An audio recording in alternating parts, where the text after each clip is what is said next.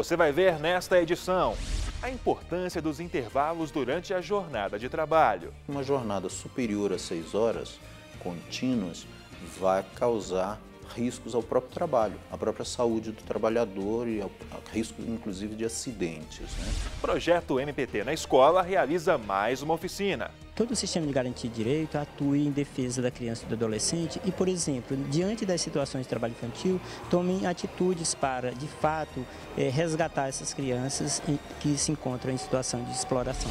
Inscrições abertas para a segunda edição do Prêmio MPT de Jornalismo. Você incentivando, estimulando os jornalistas a escrever sobre as ações do Ministério Público do Trabalho, você estaria ampliando o conhecimento da sociedade sobre as nossas ações.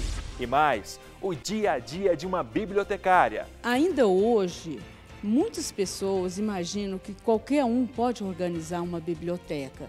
E com a lei, ele nos dá o amparo que somente o profissional com curso superior pode exercer a profissão. Não saia daí, o trabalho legal está só começando. Olá, o Trabalho Legal é o programa do Ministério Público do Trabalho em parceria com a Associação Nacional dos Procuradores do Trabalho. Durante a jornada de trabalho, o empregado tem direito a intervalos, fundamentais para o bom desempenho das funções e saúde do trabalhador, o que geralmente são usados para descanso e alimentação. Mas, infelizmente, nem sempre é assim. O Ministério Público do Trabalho processou uma empresa em São Paulo após flagrar funcionários trabalhando por 12 dias consecutivos, sem folgas e cumprindo longas jornadas sem pausas.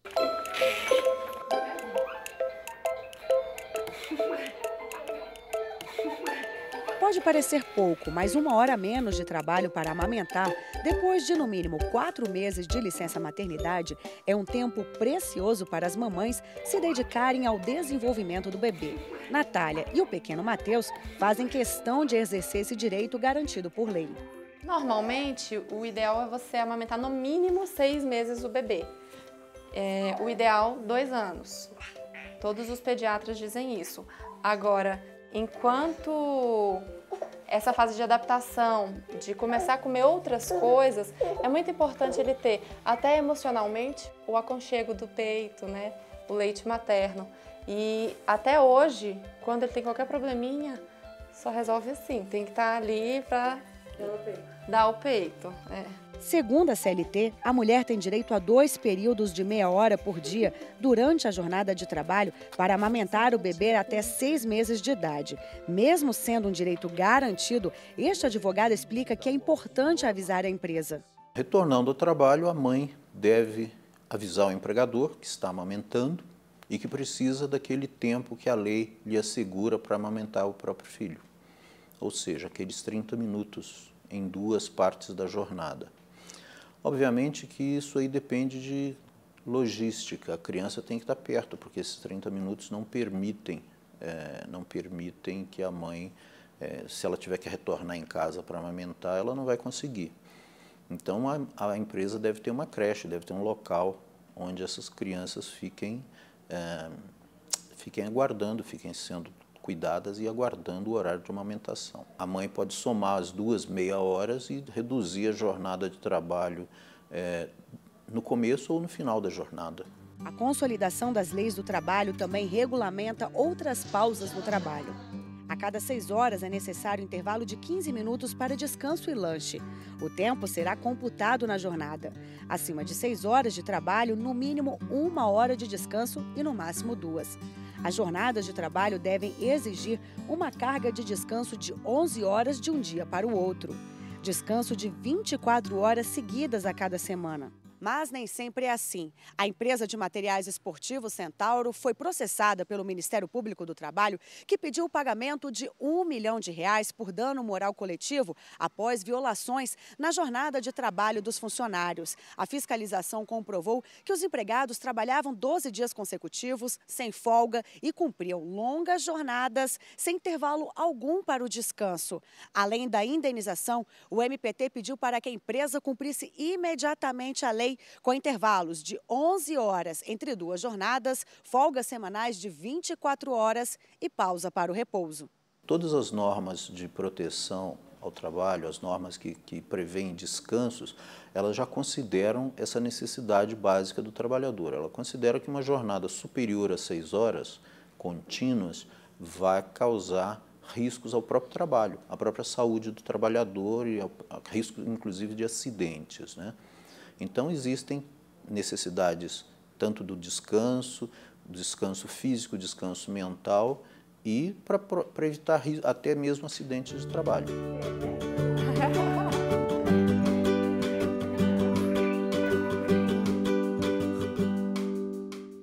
Promover políticas públicas de prevenção e erradicação do trabalho infantil e contribuir para a profissionalização e proteção do adolescente trabalhador são os objetivos do MPT na escola.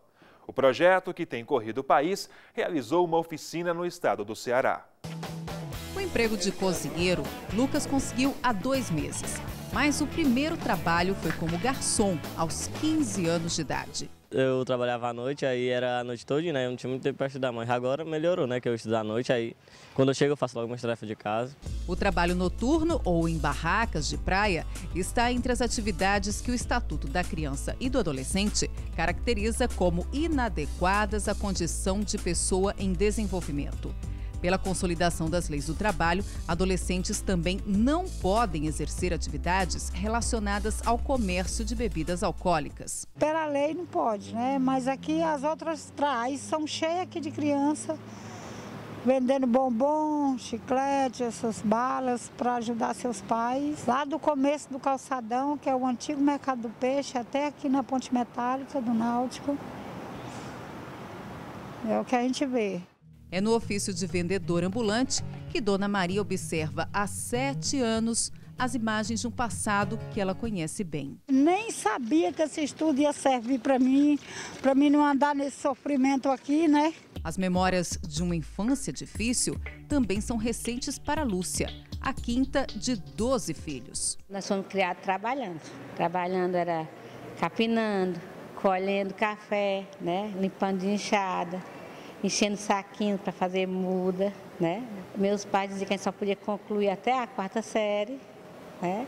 E parou por aí. Depois eu fui ter que trabalhar em casa de família, continuar trabalhando para poder concluir o ensino fundamental. Hoje, Lúcia faz parte da rede de proteção a crianças e adolescentes no Ceará.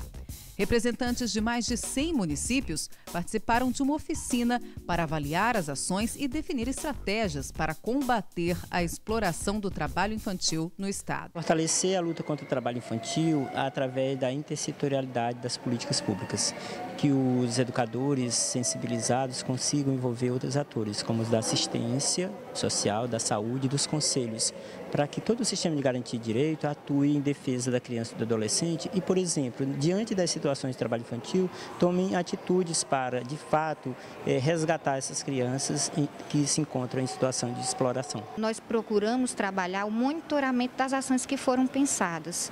Eles planejam ações, então, de maneira virtual, no acompanhamento de relatórios e de maneira presencial, com encontros sistemáticos durante o ano, a gente traz para a mesa o monitoramento e a avaliação. O que está sendo feito? Está sendo feito corretamente? Está tendo impacto? O mais importante é isso. Está tendo impacto? Está havendo alguma mudança no quadro de trabalho infantil no município? Diante desses questionamentos, nós vamos pensar correções de rumo necessárias, quando necessário, e se a ação está dando certo, qual a maneira de institucionalizar aquela ação, de tornar aquilo rotina no município, para que haja um impacto cada vez maior, e um impacto positivo, né? Secretários de Educação presentes ao evento assinaram o termo de cooperação com o Ministério Público do Trabalho para o desenvolvimento das ações do programa. Nós temos lá o período de safra do caju, né? E nesse período a gente tinha uma abstenção muito alta da escola, principalmente as crianças do 6º ao 9º ano, os adolescentes do 6º ao 9º ano.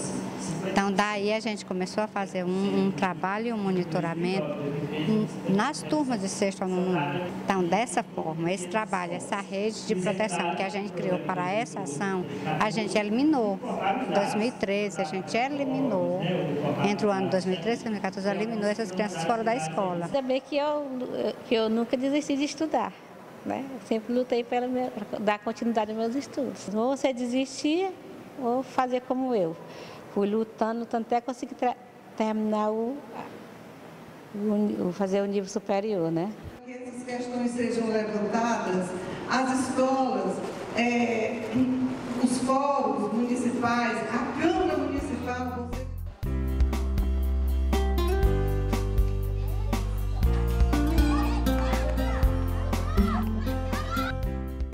Em instantes, inscrições abertas para a segunda edição do Prêmio MPT de Jornalismo. A gente volta já.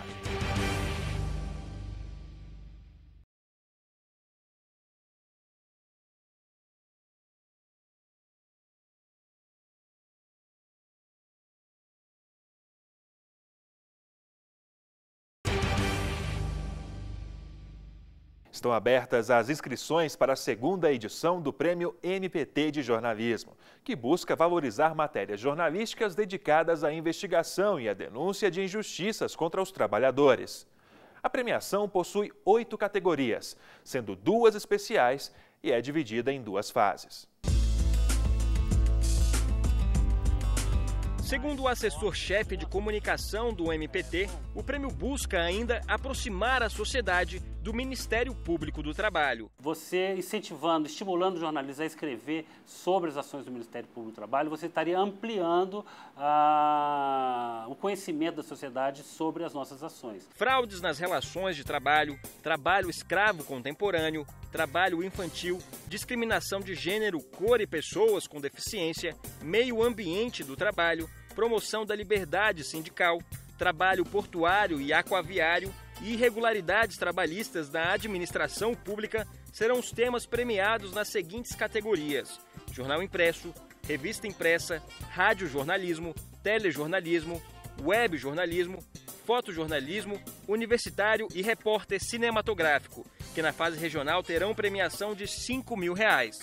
Já na fase nacional, os prêmios aumentam e variam entre R$ 10 e R$ 15.000, mais as premiações especiais de R$ 45.000 para o tema Fraudes Trabalhistas e o prêmio MPT, concedido à melhor reportagem da categoria nacional. A premiação vai distribuir R$ 400.000 para trabalhos jornalísticos veiculados entre 1º de agosto de 2014 e 1º de maio deste ano. As inscrições devem ser feitas exclusivamente pelo site prêmiomptdejornalismo.com.br. Na primeira edição foram inscritos 542 trabalhos. Segundo Fará, a expectativa é que este número se mantenha, embora o período de abrangência das matérias seja menor. Ele ainda explica que julgadores de todo o Brasil vão avaliar as peças. Os jurados do Nordeste, por exemplo, eles vão julgar os trabalhos inscritos na região Norte. Por que isso? Porque provavelmente eles não conhecerão os jornalistas da região Norte. É uma maneira de tentar manter uma isenção, um sigilo, né? A cerimônia de premiação será no dia 14 de agosto e, assim como a do ano passado, ocorrerá em Brasília.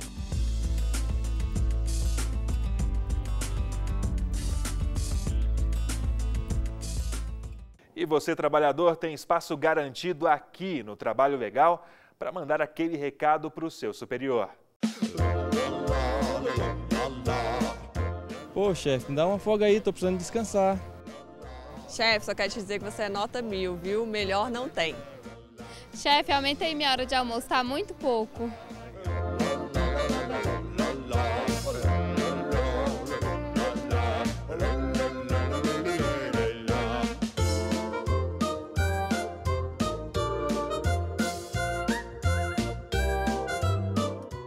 A gravidez é um dos momentos mais importantes na vida de uma mulher e, durante esse período, ter o apoio do pai é fundamental. Por isso, a legislação garante ao genitor 5 dias de ausência do trabalho. Felipe teve seu primeiro filho em novembro do ano passado. Ele conta que planejou tirar férias próximo ao parto da esposa para ter alguns dias a mais perto da família, o que só foi possível por causa da licença paternidade, um período importante para a esposa e filho. Durante o tempo todo, tanto no hospital quanto em casa, não era só cuidando do Lucas, só cuidando da Carol, era cuidando dos dois, ajudando os dois. A Carol, nas primeiras semanas, na recuperação de cirurgia, precisou de muita ajuda, que ela tinha dor ainda para levantar da cama, às vezes para virar.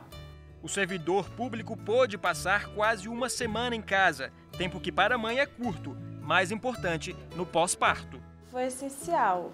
Esse começo é muito difícil, né? Que nem o Felipe falou, é uma nova adaptação de vida, tanto para o casal como para a família, né? Assim, eu digo incluindo o Luca, porque é tudo novo para ele e é tudo novo para a gente. Segundo o artigo 7º da Constituição Federal, o prazo da licença paternidade é de 5 dias, que segundo o artigo 473 da CLT, não podem ser descontados do salário do empregado. A licença paternidade surgiu na CLT, no artigo 473, inciso 3º, quando concedia 1 dia de licença paternidade remunerado ao trabalhador. Com a Constituição posterior de 1988, o artigo 7º, inciso 19, combinado com o artigo 10º, parágrafo 1º do ADCT, ampliou esse entendimento para que fosse concedido 5 dias de licença paternidade ao trabalhador. Nos casos de pais adotivos e homoafetivos, a legislação ainda não trata do tema, mas a Justiça tem concedido licença paternidade com o mesmo prazo dos pais biológicos nessas situações. O Estatuto da Primeira Infância, aprovado em dezembro na Comissão Especial da Câmara dos Deputados, propõe a possibilidade de ampliação do afastamento por até 15 dias. A proposta foi enviada ao Senado, mas ainda sem data para ir a plenário. Enquanto isso, algumas capitais já concedem licença superior a 5 dias a servidores públicos, como é o caso de Cuiabá, Florianópolis, Porto Alegre e Manaus. Daqui a pouco, o dia a dia de uma bibliotecária. A gente volta já.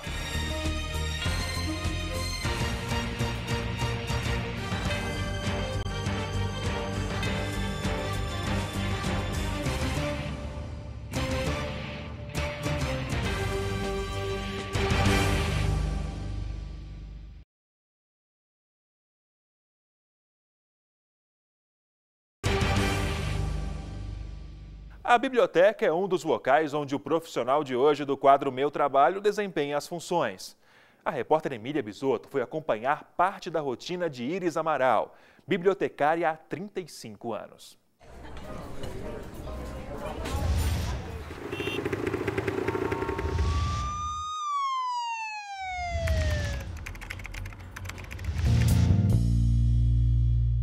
Só no acervo físico dessa biblioteca são aproximadamente 300 mil livros, cuidadosamente organizados e classificados por tema, por ordem alfabética. Para quem vem até a biblioteca, fica fácil localizar o livro na prateleira. Mas você já parou para pensar quem organiza esses livros? Hoje, o quadro Meu Trabalho é com um bibliotecário. Nós vamos conhecer a rotina desse profissional e quem vai nos apresentar é a Iris, que é bibliotecária há aproximadamente 35 anos. Iris, seja bem-vinda ao quadro Meu Trabalho. Obrigada pela oportunidade de apresentar o trabalho do bibliotecário. Iris, o que um bibliotecário faz?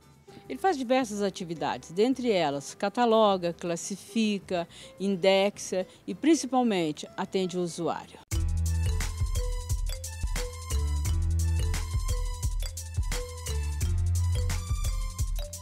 Então, agora a gente está entrando na salinha de aquisição e a Iris vai mostrar para a gente o que acontece nessa sala. Iris, qual que é o procedimento aqui? Nesse setor é onde nós fazemos a compra dos livros, todo o material bibliográfico é adquirido nesse setor. Inclusive, o João está fazendo solicitação de livros. Depois da solicitação e o livro chegar, nós vamos para o processamento técnico. Vamos lá? Vamos lá.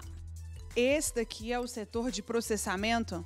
É aqui que o livro é processado. O que é o processamento do livro? É onde nós preparamos o livro para o usuário usá-lo. Iris, e esse funcionário aqui? Qual o procedimento que é esse que ele está fazendo? Ele está fazendo o preparo físico do livro, ou seja, ele está etiquetando, está carimbando os livros para ir para o acervo. Eu estou vendo aqui que tem um outro setor também, que tem um rapazinho que parece que está higienizando os livros, não é isso? Isso, ele faz a higienização do livro, ou seja, a limpeza dos livros. E tem um processo específico para cuidar da higienização do livro. Qual que é o nome dessa vassourinha aí que ele utiliza para poder higienizar o livro? Trincha. Trincha, elas servem então para poder tirar poeira, tirar resíduos que estejam dentro do livro para poder fazer com que ele dure mais? Não, o objetivo é a limpeza do livro. Ele usa esse material para não danificar o livro.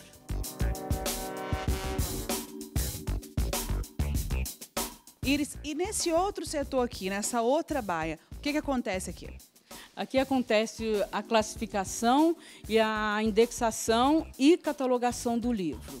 Quando nós fazemos a classificação, é para separar o livro por assunto, por área do conhecimento.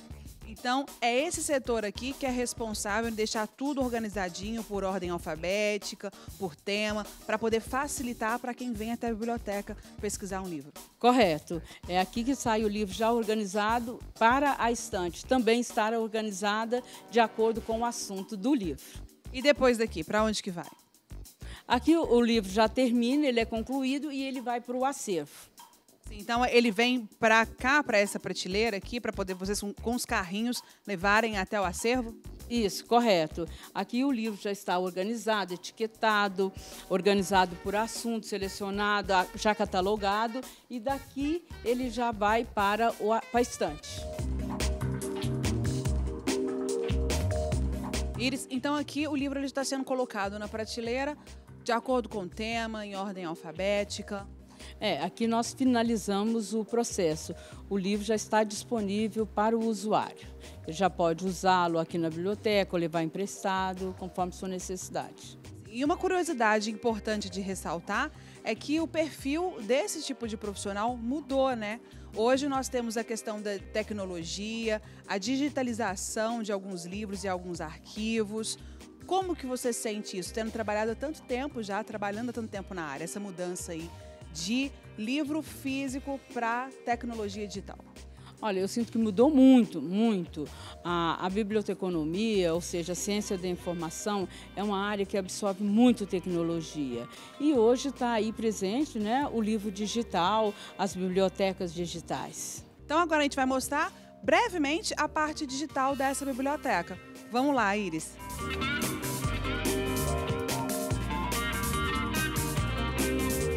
Então é aqui nesse setor onde as pessoas podem também fazer consulta digital, utilizando tecnologia. Sim, aqui é a biblioteca virtual. Nós temos os livros digitais, temos as bases de dados, temos os livros eletrônicos, revistas eletrônicas também, e temos as digitais. E quais que são as vantagens, o benefício dessa tecnologia, dessa digitalização, tanto para o usuário quanto para o profissional bibliotecário? Para o profissional, o grande benefício é que esse material, hoje, todas as páginas e todas as palavras do livro, elas são recuperáveis. Então, facilitou muito o trabalho da indexação, que é retirar o assunto dos livros. A tecnologia permite que isso já seja pronto, que ela já venha pronto. Para o usuário, é o acesso remoto. Ele não precisa vir à biblioteca, está disponível para ele todos os dias da semana, o horário que ele precisa, ele tem esse documento em mãos. E também ele pode acessar no iPad, mobile. Essa eu acho a grande vantagem. Sim, e uma outra questão que é importante citar aqui desse profissional é que essa profissão ela é regulamentada pela Lei 4.084 de 62, que descreve todas as atribuições desse profissional.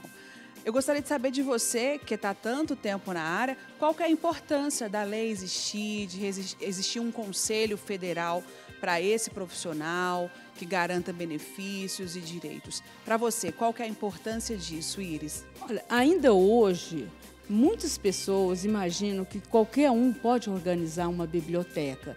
E com a lei, ele nos dá o amparo que somente o profissional com curso superior pode exercer a profissão. Então, além do curso superior, tem a garantia também de estar ali descritas as atribuições, saber dos direitos do profissional, etc. Sim, a lei favorece muito, né? Ela nos ampara nesse sentido, porque já tem descrito quais são as profissões, as competências do cargo e atribuições.